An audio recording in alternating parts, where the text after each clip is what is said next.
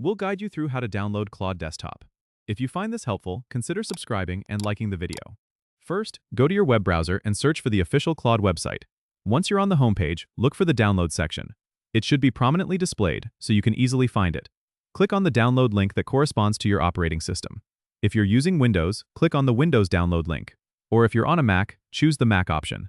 It's important to choose the right version to avoid compatibility issues. After clicking the link, the download will start automatically. Depending on your internet speed, this might take a few minutes. Once the download is complete, navigate to your Downloads folder and locate the Claude Desktop installer file. Double-click on the installer to begin the installation process. A setup wizard will appear to guide you through the steps. Follow the instructions provided by the wizard. Typically, you'll need to agree to the terms and conditions, choose your installation preferences, and select an installation location on your hard drive. After configuring these settings, click Install to start the installation. The process should only take a few minutes. Once installed, you might be prompted to restart your computer to complete the setup. After rebooting, you can find the Claude Desktop icon on your desktop or in your Applications folder. Double-click the icon to launch the application.